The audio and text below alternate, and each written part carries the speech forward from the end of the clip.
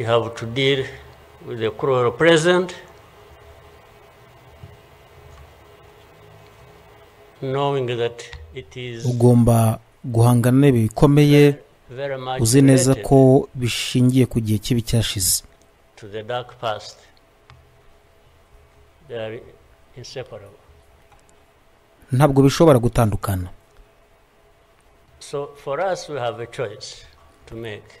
Kuri twe niyo mpamvu dufite amahitamo yo kugira icyo dukora. You are either ushobora gusubira inyuma ugahagarara cyangwa ugaharanira kurwana, or you stand up and fight.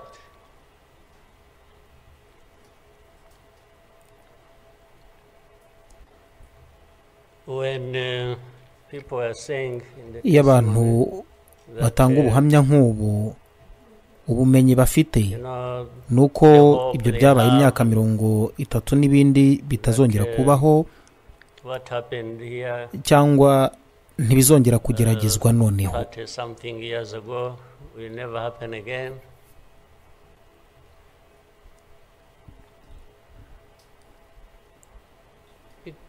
It won't be because of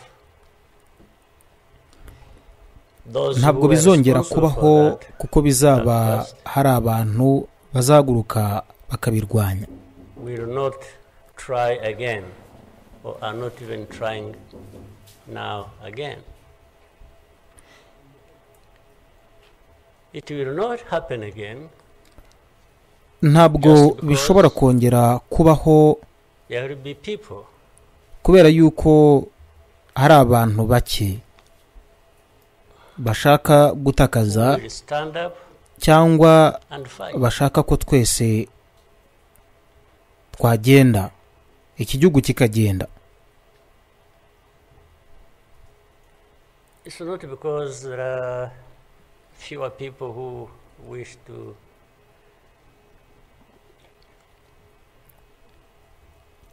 perish or who would have wished us all to disappear, this country to disappear.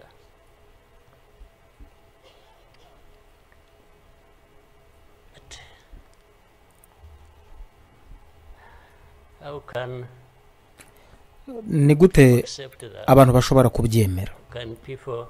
Ese abantu ntibashoboraga guhaguruka bakarwana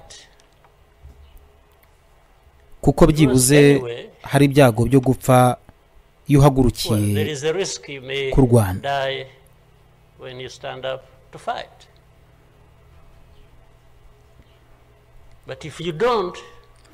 Ariko niba udahaguruka ni ukwizera kuzapfa.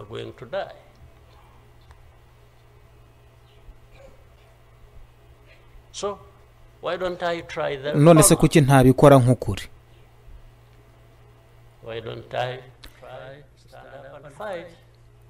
Kubera iki abantu tutahaguruka ngo turwane uramutse ufite amahirwe yo kubaho mu buzima ushaka?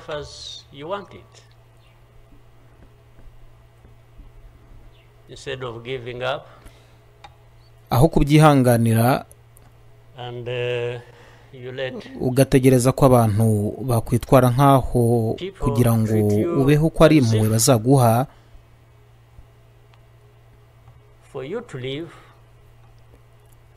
kubera iki? It's a favor that they are going to do for you. Why?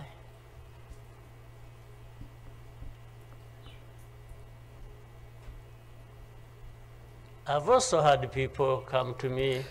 Nanone hari abantu baje kunsobanurira bambwira bati, Perezida uravuga cyane, uvuga ibintu byibasira abantu bafite ububasha mu maboko yabo kandi bashobora kukwica.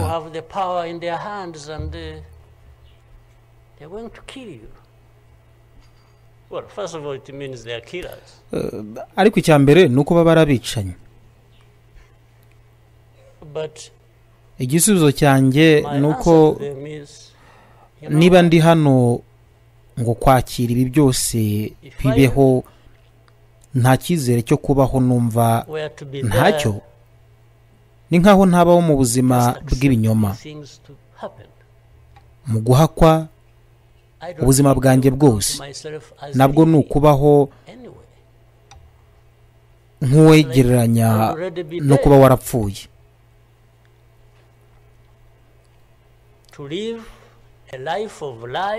Kuki ntapfa nshishikajwe no kurwana? Kuko noneho abanyarwanda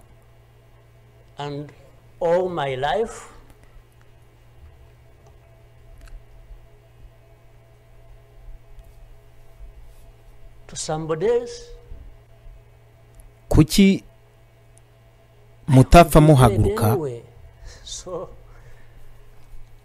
Why don't I die fighting?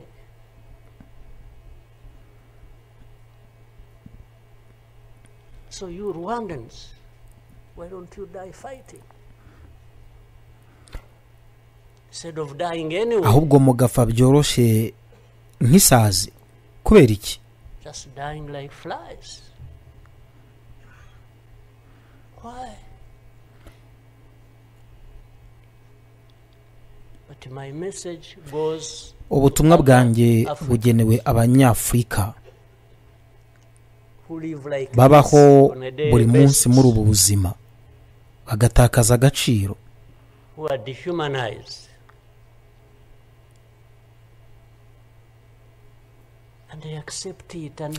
bagahakana, bagasaba. Sinshobora gusaba ngo mbe nabaho, sinshobora gusaba uwo ari we wese.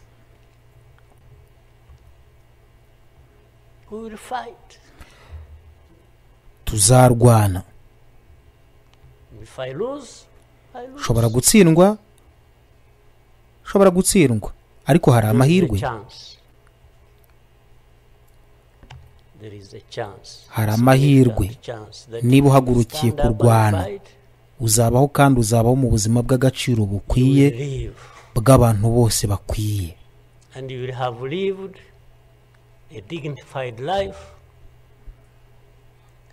that you deserve, that anybody else deserves. So these people who are there to the uretse ko aba bantu bari mu muryango w'abibumbye, bari muri izi ntera zo mu burasirazuba, bari mu biro by'ibihugu by'i Burayi, baravuga ngo agahugu gatoya nk'u Rwanda, igihugu gito nk'u Rwanda. Urebye mu gihe bavuga ku Rwanda no guhuza abantu bose kubi, wumva nko kurwanya igihugu kitagira byinshi. Ariko iyo ntekereje ku byahise numva isi iri kubaho nabi. The facts about it, I just imagine the world has gone amok.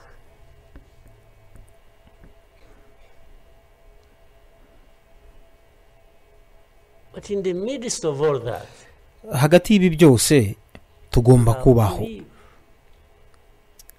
Tugomba kubaho ubuzima bwacu, tugomba kurwanya ibyo, tugomba kuba uko dushaka. Kandi ndabwira umuntu wese mu maso ye kujya mu ikuzo.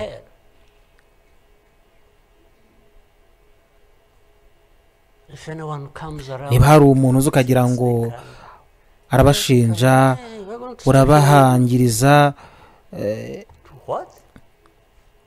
ibyo ni ukujya mu kuzimu. Ni ukujya mu kuzimu. Ufite ibibazo byawe, jya ubikemura. Ndatekereza ko ari byo abanyarwanda bagomba kubaho buri munsi. Rwandans must have in their daily lives. So my worry is not about. Nubwo rero impungenge zanjye zitarimo kumenya uburyo abo bantu bafite ububasha bakaza badutsindira kutugirira ibyo batubwira, ntabwo nteye impungenge n'ibyo. Impungenge zanjye ni ibintu bimwe na bimwe bimaze imyaka myinshi. N'abanyarwanda centuries. It's for Rwandans. It's for Africans. ni abanyafurika Who sit back and find nothing bashobora wrong bose with guhicara accepting bagahaguruka it like that. bakarwanira kubyemera gukorerwa gutyo. That's my only worry. Izo ni impungenge zanjye. When can Rwandans, ni gute abanyarwanda, when can ni Africans gute abanyafurika bashobora refuse kwemera to be guhohoterwa gutyo, mistreated like this? kugirwa abadafite Told agaciro, they have no value. kubabwira ko ubuzima bwabo To be bugomba told that kubaho their lives nk'uko byabaye muwe Have to zibagenewe believe kimwe as n'abandi. a result of a favor they are being done by somebody else. What a shame ni isoni for people abantu kwemera to gutyo. accept that even for a moment. Mugomba byibura umwanya, You must not ntabwo ugomba accept it. You kubyemera, must ugomba get up guhaguruka and fight for ukarwana. yourself. Hanyuma And then you have fools ufite leading countries and abapfuye being bayobora used as ibihugu puppets. bakaba barakoreshejwe nk'amakinamico,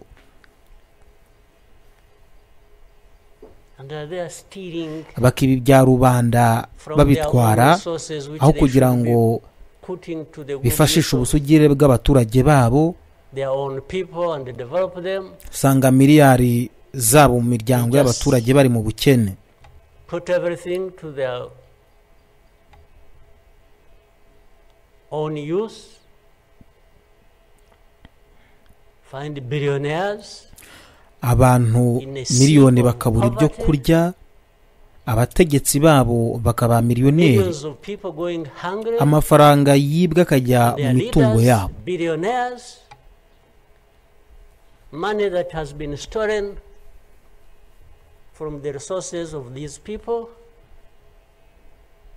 and these are the ones received in Abantu Western bose capitals and bakabajya mu praised murongo, ntibavuga, when abo nta jambo bavuga. Rwanda is being crucified literally at the UN. Ati u Rwanda ni everywhere. igihugu kigomba kuvugwa mu muryango w'abibumbye aho ariho hose. Everybody is doing their bidding. Hari umuntu usigaye avuga mu izina ryabo. They don't talk. These ones don't even say Ntabwo things. bavuga. Ni ahantu hateranira abashaka gukemura ibibazo no gufata ingamba. They don't say a thing. Abo bantu ntibahari Even kuko in hari undi meetings wabaho. where solutions are being thought about and crafted and so on, they are absent because somebody else is there. They are addressed there when their name comes up. Bagomba they say, no, kumenya no, no. izina ryabo rigaragaye, It's bavuga basic bati on a daily oya, basis. ubwo buryo tububona buri munsi. Somebody has agents, Hari umuntu orders ufite them, pays abakozi, them, abategeka, go everywhere, abakodesha kujya hose babwira preaching abantu kugira hate ngo speech, babararikire urwango, bakica killing people abantu ku in mugaragaro. broad daylight, setting fire on these people, burning in broad daylight. And when it comes up for discussion, they say, no, it's not this one. Maze igihe cyo kubiganiro kigeze bavuga bati oya ntabwo ari bo, oya ibyo nabandi turashaka bariho. But the person keeps coming up. Ariko umuntu aracyaza bavuga bati oya nzashyira intambara i Kigali, nzakuraho leta, aba batutsi turabacitse nk'uko twari twarigeze kubacika imyaka 31 ishize hano. Kandi ni byiza. Abo bantu beza, abahanga bo batubwira ibyo dukora n'ibyo tudakora, barabyemera. They are okay with that. They are fine with that.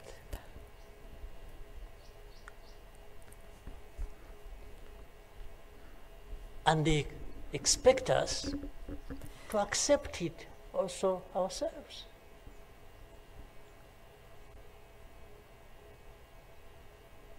In broad daylight.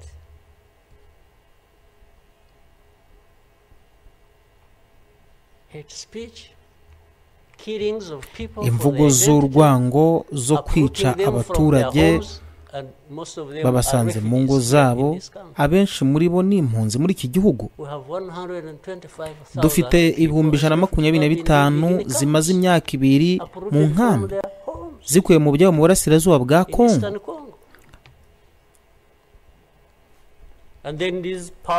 Hanyuma abantu bafite ububasha bakaza hano bakazafata 1, 2, 3 undi munsi bagafata 5 niba hari benshi bajya kuba mu bihugu byabo byiza, bakareka abandi benshi hano. Tugomba kubashimira ko ari igikorwa gikomeye cy'ubugiraneza. Ikintu cya mbere nuko bafata izi impunzi bazi neza ko ari impunzi ziturutse mu gihugu kingana, ntabwo babafata nk'abanyarwanda, babafata nk'impunzi ziturutse muri Kongo. Ariko ko batwara bake, nashaka ko babatwara bose, abifuza kujya gutura, ariko abandi bagahora. Ikibazo cyanjye bakeneye gukuraho impunzi zose zo mu burasirazuba bwa Kongo, bakazisiga, ibindi bikaba ikibazo cy'u Rwanda. Bring them to Rwanda, take to your countries those you want, few, very few, not even 0.1%, and the rest should remain Rwanda's kuko ku mugaragaro aba ni abatutsi nka Kagame, because after all ni ishingiro ryoroshye. Tutsis like Kagame. Ariko bibaze ubwabo, ni gute abantu bageze ku mipaka y'u Rwanda? Ask yourselves, how did these people end up being ese byakozwe na Kagame? Ese byakozwe n'u Rwanda? Was it really done by Kagame? Twe turi hano dufite amahirwe ko tukiri bazima, ko twatsinze. No, for us we are here lucky that we are alive, that we survive. Ariko nk'uko mbivuze, no kubw'ubwenge bwanjye n'ubwenge bw'igihugu,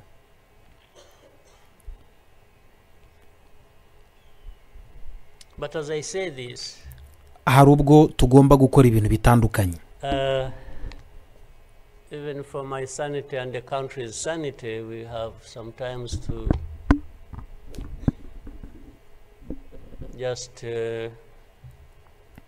try to do things differently. Bivuze ko niba ushaka gufasha, meaning niba ushaka ko tubana nk'abafatanyabikorwa, twiteguye kugira uruhare rwacu, kandi ushobora kuba wizeye yuko uzabona umufatanyabikorwa wizewe muri twe. We are happy to play our part, and you can be sure you will find a reliable partner in us. Ukubona ibintu irrespective of what we think about you.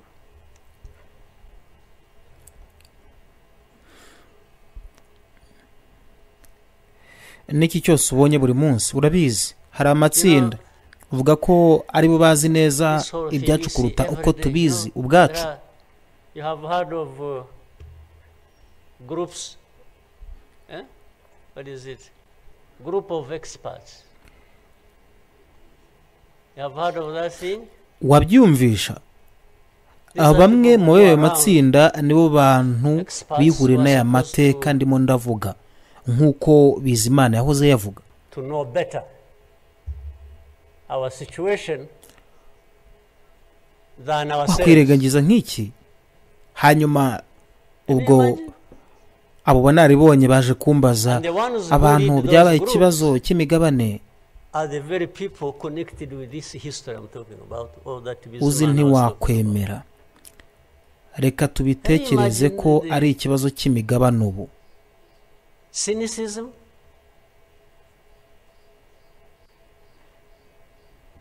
and this expert comes to me and asks me, but this...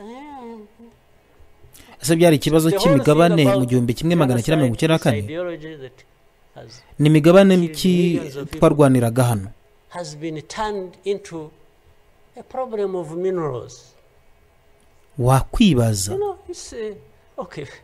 Let's imagine it's a problem of minerals now.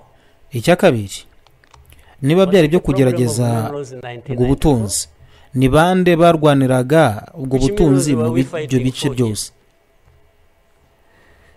Nibabonye ibimenyetso byerekana ko u Rwanda rufitanye isano n'ibiri kuba muri Kongo ku bijyanye n'imigabane muri Kongo y'Uburasirazuba, uravuga ko ari u Rwanda gusa?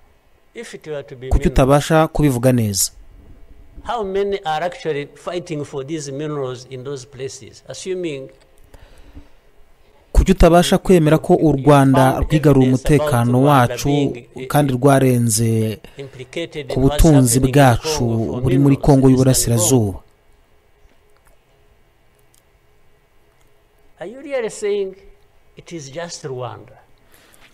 Niba ibi byose ari ukuri ubizi, Rwanda is invading our territory we have created. u Rwanda rwari kuba rufite ubukire nkaho urushinja encroaching on in Eastern Congo. Why don't you be brave enough to admit that? At least to say nta kibazo twari kuba dufite cyuko twakenera amafaranga yawe. Bamwe ntacyo utanga, ariko ugasaza uturwanya mu bintu byose. The allegations, if these allegations were true, you know what? Rwanda would be as rich as you are, those who make the accusation. Mbese iyo ni siri hagati y'ibihe bikomeye byo mu gihe cya kera no mu gihe cya none gikomeye. Actually, we would not be needing your money at all. Bitaduhitanye ngo duhitane burundu nka kera, byatumye dushyiraho imbaraga. Twiteguye ibibi bizi igihe cyose aba bantu bazabifuza no gusaba.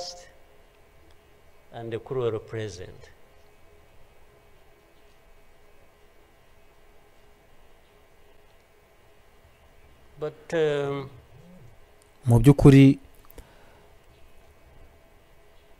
ndashaka kubizeza ko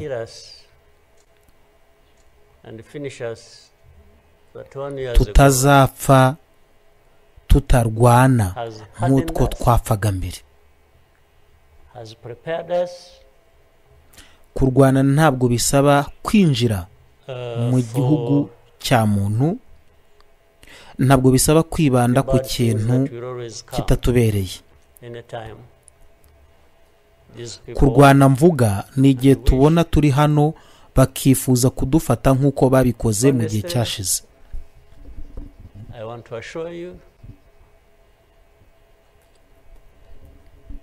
Ndashaka kubizeza ko ntacyo bazageraho, ntacyo bazageraho.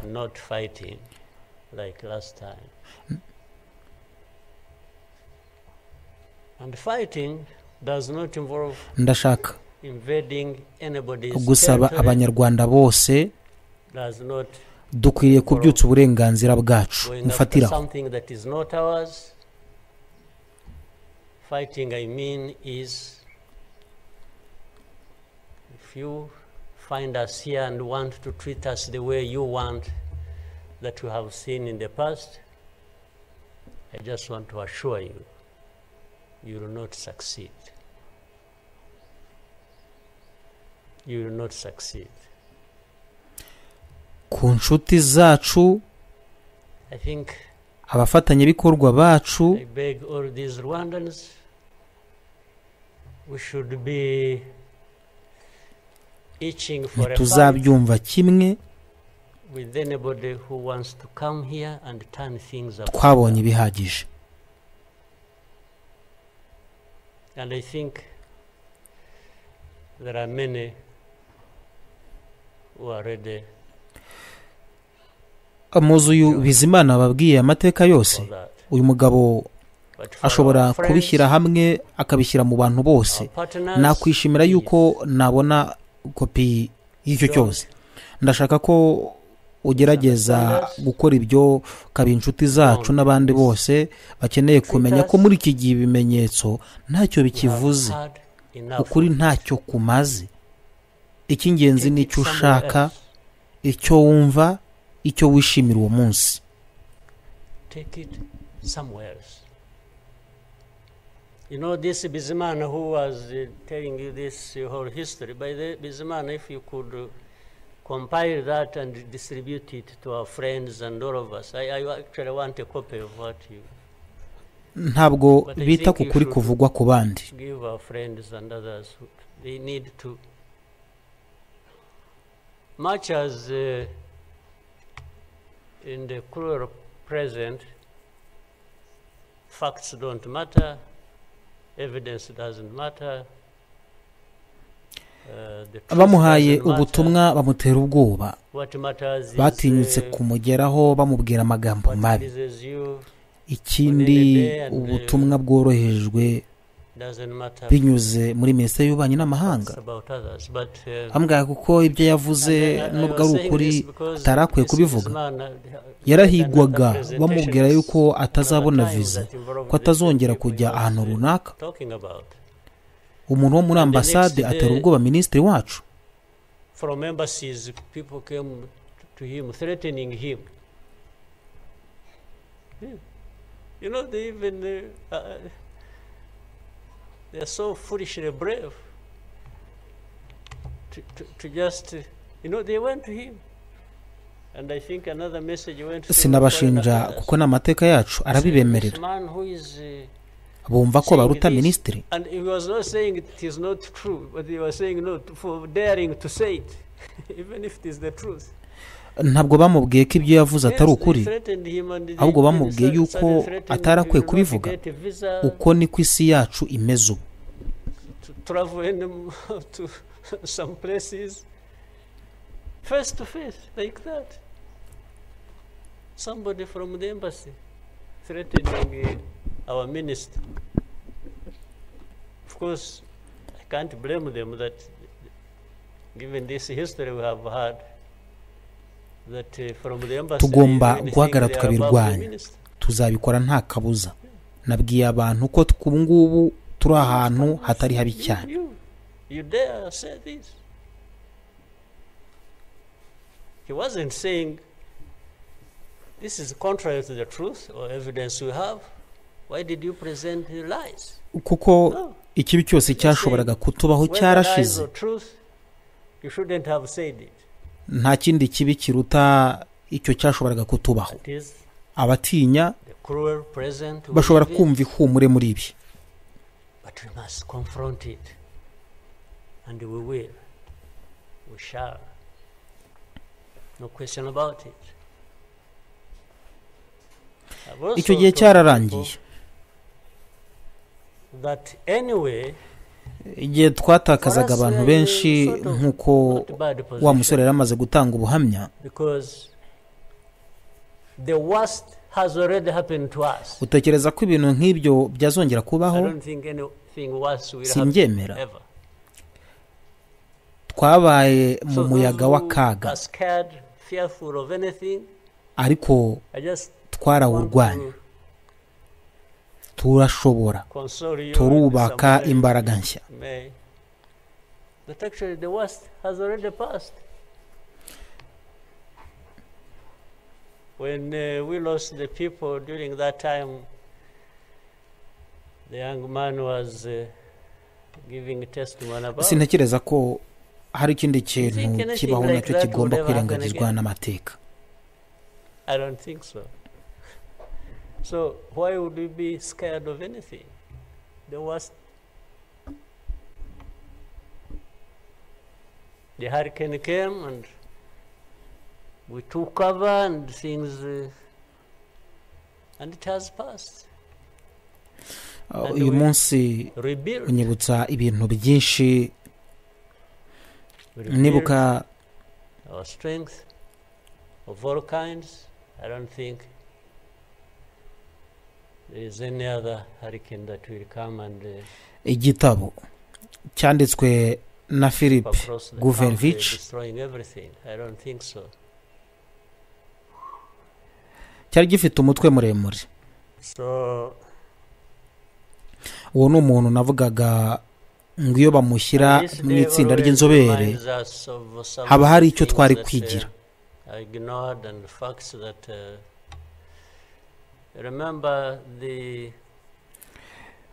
Ariko bahitamo umuntu ko akomoka mu gihugu cyakolonije u Rwanda akaba ari uzwi nk'inzobere.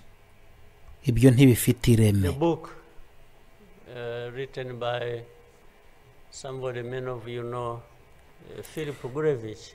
Bakavuga bati with a very long title. Umutwe w'igitabo waravuga guti and this is a man who turakumenyesha yuko ejo tuzica umuryango wawe cyangwa se imiryango yacu.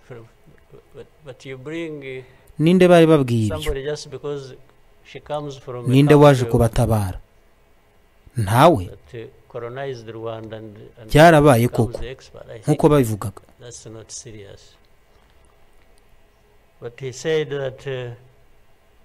Imiryango yishwe harimo n'iy'abari hano ndetse n'iyacu twese duhagararanye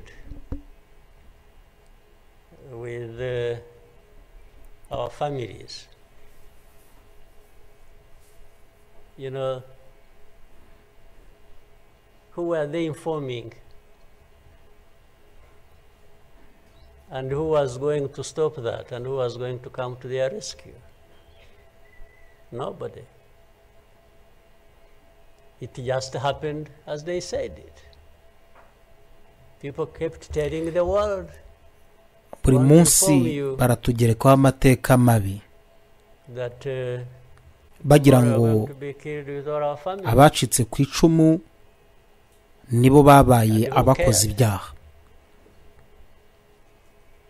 And the families were killed indeed, including the family of the young man. Abatangaga ubuhamya bavugaga ibyo babayemo. Ubu nibo babaye abakoze ibyaha ntibakiri inzirakarengane. Those of us standing here who have been demonized every single day. Isi irimo kugerageza guhindura ukuri gutuma biciwe babaho nk'abakoze ibyaha. Ubu si bo nzirakarengane ahubwo nibo bicanye. Has been attempting to turn victims into perpetrators.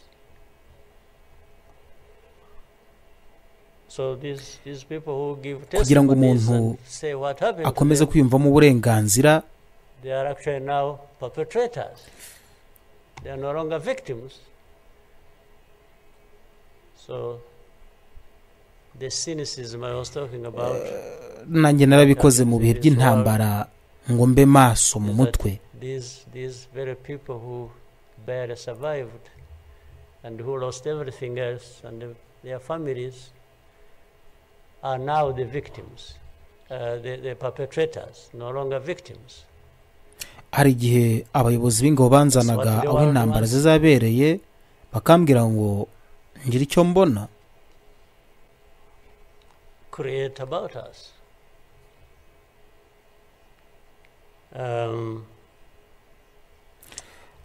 haraho nigeze kujya nsanga habaye ubwicanyi bukomeye n'amasanduku y'abantu 200,000 bamaze gushyirwa mu mva rusange. Maybe you always you know, during the war times, to keep my own balance, you know, there used to be battles taking place across the country, militias killing people, RPA soldiers muri abo bose fighting, abantu 12 baracyari bazima tubakuramo ubu hasigaye barindwi batanu bapfuye nyuma. One of the commanders would come to me and say, President, come and see what has happened here. I went there once and saw a mass grave that they had just dug with caterpillars. Icyo gihe nabwiye abayobozi b'ingabo ko batagomba kongera kumpamagara banshyira muri ibyo bintu. And from that lot we found 12 people are still breathing. Kumvikanye uko bazajya babikemura ariko nge sinari ngikeneye kubimenya. I think they lived for some time and then now they are remaining 7. Impamvu yari imwe, sinashakaga ko uburakari n'agahinda bigira icyo bihungabanya ku mikorere yanjye cyangwa icyerekezo. But from that moment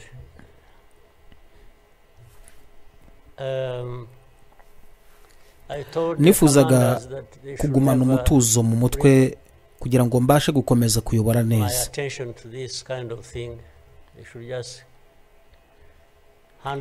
Iyo rero ukomeje kureba ibyo byose ushobora kwijujuta ukibaza uti ninde wakora ibi, bityo amarangamutima akagutwara. And unfortunately, such a moment of remembrance sort of takes you back into that. But the reason was I didn't want my judgment and my conduct of the war and the leadership I was supposed to be providing to be impaired in any way by the anger, by what you saw. So that's why umwaka uzajya ugera tuzajya twibuka abo twabuze, ariko abanyarwanda ndabinginze ntimugafate ubuzima bwanyu nk'aho mubuhawe n'abandi. And then your mind goes to say, but who is this whoever is doing this, why is he doing it? He may end up so anyway, let me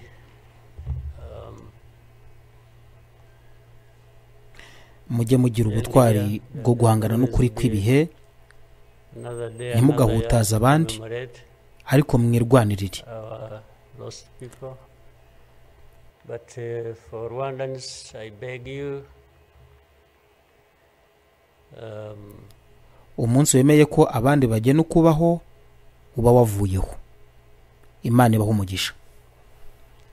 Don't owe your life to anybody else. And please have the courage to deal with the situation and moment as it is.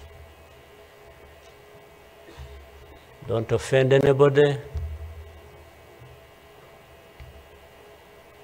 but always fight for what is yours. Don't allow anybody else to dictate to you how you should live your life, because the moment you accept it, that is the day you have lost your life. God bless you. God bless you. God bless you. God bless you.